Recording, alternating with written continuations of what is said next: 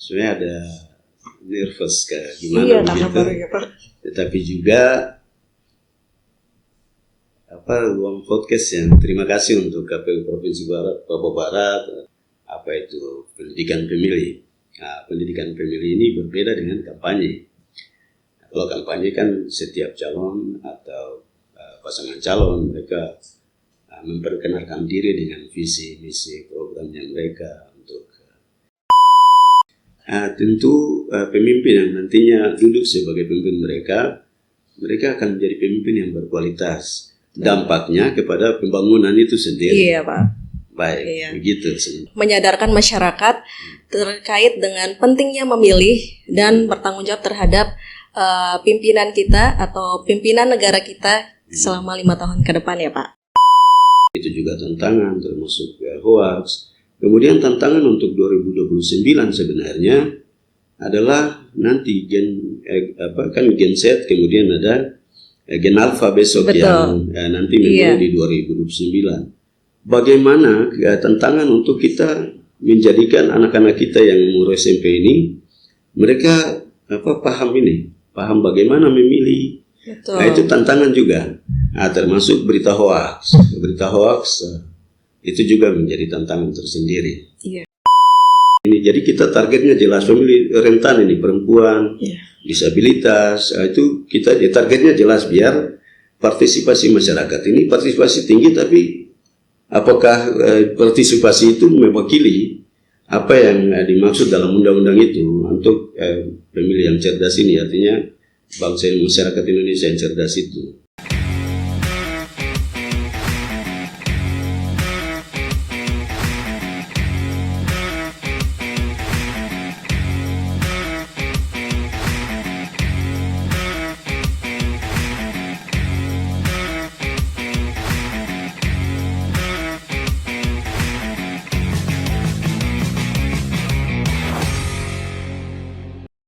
Halo teman pemilih, selamat datang di tayangan perdana podcast KPU Provinsi Papua Barat bersama saya Dwi Herdiani, di mana hari ini kami kedatangan tamu spesial yaitu Ketua KPU Provinsi Papua Barat Bapak Francis Edward Makabori. Selamat datang Pak, terima kasih sudah menyempatkan waktu untuk hadir. Kali ini kita akan membahas terkait dengan pendidikan pemilih pada pemilihan. Sedikit cerita Bapak, menurut Bapak pendidikan pemilih itu seperti apa sih Pak? Terima kasih. Yang pertama, sebenarnya ada nervous gimana begitu. Baru ya Pak. Tetapi juga ruang podcast yang terima kasih untuk KPU Provinsi Papua Barat, dalam hal ini Pak Sekretaris, Pak Kabak dan Kasubag, ini semua dan staf semua yang bekerja keras untuk membuat podcast kita. Itu dulu, terima kasih. Kemudian kembali kepada pertanyaan yang tadi Mbak Wi sampaikan bahwa apa itu pendidikan pemilih. Pendidikan pemilih ini berbeda dengan kampanye. Kalau kampanye kan setiap calon atau pasangan calon mereka memperkenalkan diri dengan visi misi programnya mereka untuk bagaimana pemilih memilih mereka. Berbeda dengan pendidikan pemilih, itu adalah upaya bagaimana kita mendidik masyarakat untuk menjadi pemilih yang cerdas. Kita tahu bahwa pemilih ini ada tiga perilaku pemilih adalah pemilih emosional atau tradisional, kemudian ada pemilih yang emosional tradisional, tetapi juga yang terakhir adalah pemilih cerdas atau pemilih rasional. Nah, kita KPU, kita bagaimana dalam pendidikan politik ini kita mensosialisasikan, memberikan pendidikan politik kepada masyarakat, khususnya pemilih, biar mereka cerdas dalam memilih. Nah, pertanyaan kenapa mereka harus cerdas? Kalau mereka cerdas, mereka akan memilih figur-figur atau calon-calon yang menjadi pemimpin mereka untuk dalam 5 tahun memimpin, maka tentu pemimpin yang nantinya duduk sebagai pemimpin mereka akan menjadi pemimpin yang berkualitas. Dampaknya kepada pembangunan itu sendiri. Iya Pak. Baik, Iya. begitu sebentar. Jadi pendidikan pemilih ini bisa dikatakan sebagai upaya KPU untuk memiliki peran penting menyadarkan masyarakat terkait dengan pentingnya memilih dan bertanggung jawab terhadap pimpinan kita atau pimpinan negara kita selama 5 tahun ke depan ya Pak. Baik. Nah, itu juga termasuk ini pengejantawantahan daripada sebenarnya pembukaan Undang-Undang Dasar 45, mencerdaskan kehidupan bangsa. Iya. Nah, itu kemudian turunannya lah ada undang-undang termasuk PKPU kita yang terakhir tentang partisipasi masyarakat PKPU 9 tahun 2022. Nah, itu bagian dari upaya KPU untuk membangun manusia Indonesia tapi dari sisi demokrasi ya, dampaknya ya kesejahteraan itu sendiri. Baik, jadi bisa diceritakan sedikit nggak Pak, terutama untuk daerah Papua Barat sendiri, isu atau tantangan terbesarnya ketika melakukan pendidikan terhadap pemilih itu seperti apa Pak? Di Papua Barat isu tentang tantangan-tantangan ya, kita kalau bicara tantangan tentunya dari sisi geografis. Kita tahu juga di Papua ini ada 250 suku yang berbeda, itu juga tantangan termasuk hoax. Kemudian tantangan untuk 2029 sebenarnya adalah nanti gen Z, kemudian ada gen alpha besok. Betul. Yang nanti memang di 2029. 2029 itu kalau kita lihat itu gen alpha ini kan mereka sekarang SMP. Iya. SMP kelas 2. Nah, kalau di tahun 2029 mereka memilih, maka tantangan kita adalah bagaimana kita mensosialisasikan dengan anak-anak yang seperti itu, bagaimana kita meramu pendidikan pemilih atau pendidikan politik yang di dalam siklus pemilu ini. Iya. Nah, siklus pemilu ini saatnya. Nah, dalam siklus pemilu kan ada past period election, election sama dengan pre-election. Ini bagian dari election, di mananya ada kajian hukum, termasuk di dalamnya pendidikan politik.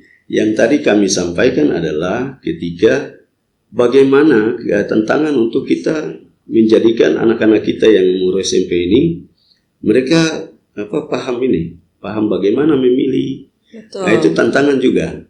Nah, termasuk berita hoax.